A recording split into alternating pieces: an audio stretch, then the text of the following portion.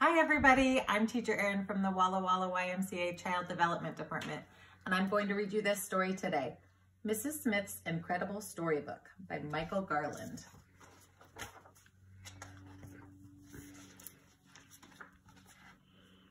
It was the first day of school. Zach was waiting for his teacher to arrive. Boring, boring, he thought. Why should this year be any different from the last one? Then the door swung open. Good morning, class. My name is Miss Smith, and I am your new teacher. Mrs. Smith seemed very different from Zach's other teachers, but the day went along like every school day Zach could remember, until Miss Smith said, "It's story time." When she sat at her desk and started to read from the book she had brought with her, Zach couldn't believe his eyes. The storybook characters came to life, and the classroom was swept up in a swashbuckling pirate tale. Zach and the rest of his class were right in the middle of the story. He could feel the breeze in his hair and hear the waves pounding on the side of the ship.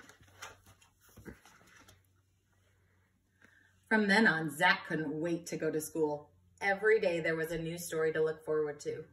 Mrs. Smith finished reading and all the characters in adventure whooshed back into her book. On Friday, Principal Rittenrotten stood in front of the class instead of Miss Smith. Miss Smith is stuck in traffic, so she asked me to read to you until she arrives, he announced. Zach wondered what would happen next. Principal Rittenrotten started to read. Zach grinned when a princess leapt out of the book, followed closely by a fire-breathing dragon and a brave knight on his horse. Principal Rittenrotten was so surprised that all he could do was scream and throw the book up in fright. "I'm going for help," he called over his shoulder as he ran out the door.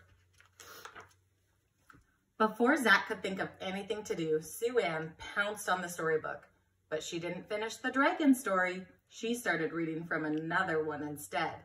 The princess, the dragon, and the knight did not return to the book, but the three bears and Goldilocks climbed out.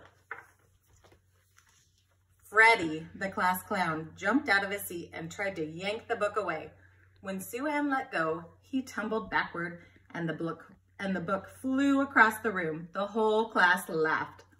Billy caught the book and started reading from a new story.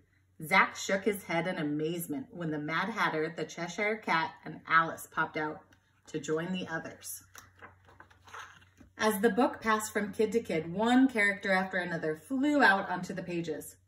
The classroom was getting very crowded. "This is trouble," Zach said to himself. The chaos was beginning to spill out into the halls. "Why don't you finish the story?" Zach pleaded, but no one was listening. Miss Smith brought her car to a screeching stop in front of the school. "Uh-oh, there seems to be a little problem," she said to herself as she raced inside. Meanwhile, Zach was shouting, "We have to finish the story so the characters will go back into the book."